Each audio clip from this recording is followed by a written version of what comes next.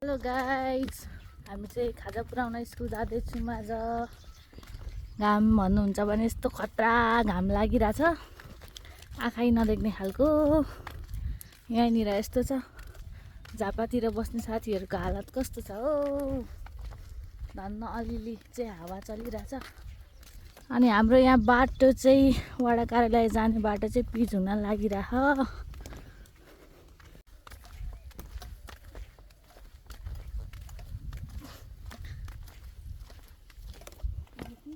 भए पनि हावा पनि चल्दैछ, शीतल शीतल।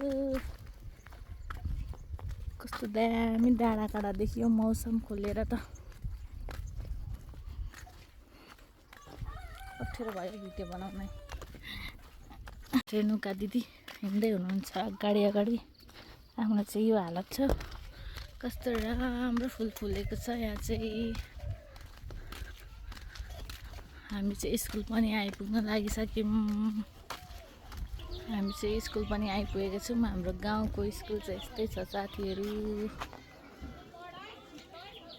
हाम्रो चाहिँ वडा कार्यालय आइपुगेको छ साथीहरू।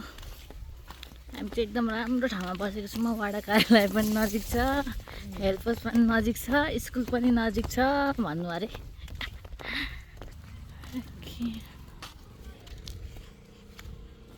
हाम्रो वडा कार्यालय चाहिँ आइपुगेको छौँ। हामी चाहिँ अलिक तल जानुपर्ने हुन्छ यहाँ एउटा सामान लिनको लागि। हाम्रो चाहिँ सामुदायिक भवन चाहिँ यहाँ छ केही प्रोग्रामहरू हुँदा।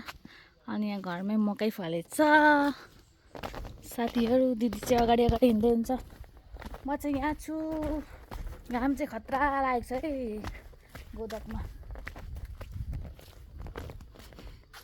खरै नुहाएर हिँडेको, तर गर्मी चाहिँ खतरा भएको छ। कपाल पनि यहाँ 2 मिनटमै सुकिसक्यो।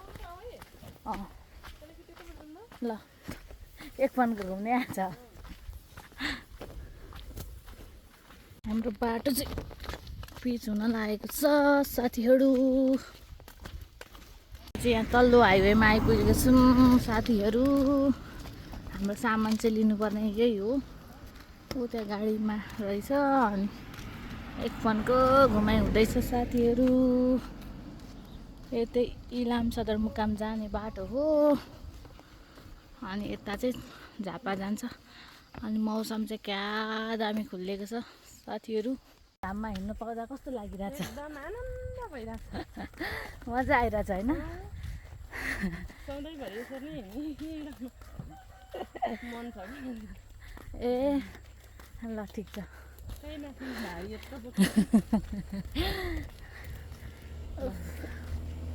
खै त अनि 1 घन्टा नुहाएर आएको छैन त। के साह्रो सुनसान हौ यो बाटो पनि हाम्रो त। हेर्नुहोस् साथीहरू, हाम्रो अँधेरी चाहिँ खोलामा पानी पनि देखिँदैन। यता भाङ्टा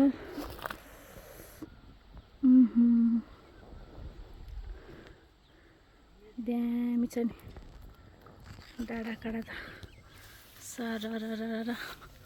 अनि मेरो हालत चाहिँ यस्तो भइरहेछ, पसिना आउनु थालिसक्यो। यतिको गर्मी चाहिँ यो सालभन्दा पहिला पनि आएको थिएन होला। लास्टै गर्मी छ आज। टट यहाँ उडेको चरा पनि झर्छ होला त्यस्तो खालको गर्मी छ हौ। कस्तो साह्रो गर्मी भएको। धन्न हावा चाहिँ चल्छ र बाँचिएको छ। अनि चाहिँ यहाँ सुकेर यस्तो भइसक्यो नि कहाँबाट मान्छे ओइलिँदैन त। आउने ठाउँ बनाउनु भएको रहेछ दिपक दाइले।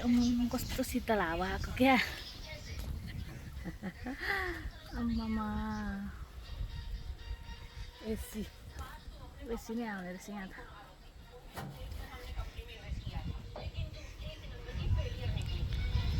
यो एसी आयो, एसी मजा आयो। मजा आयो।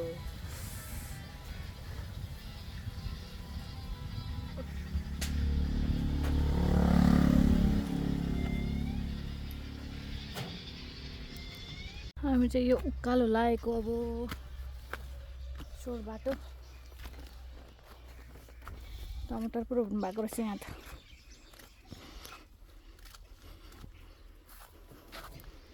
हरियाली हरियाली। कस्तो राम्रो टमाटर हौ। साग रोप्नु भएको रहेछ। हावा चल्यो।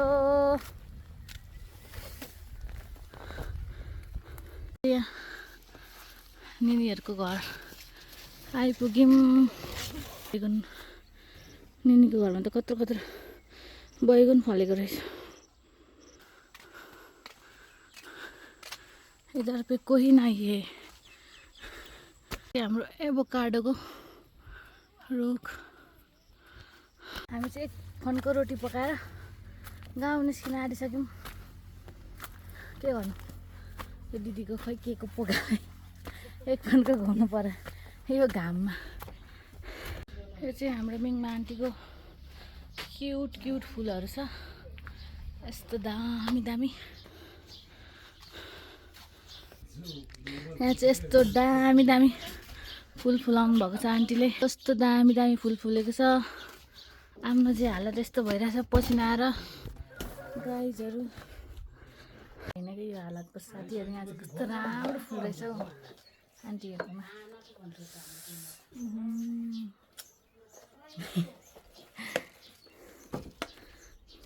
पनि आइपुगे साथीहरू। लास्टै गर्मी छ। अब चाहिँ भिडियो एन्ड गर्नु पर्यो। Thanks for watching. Bye bye. See you in next video.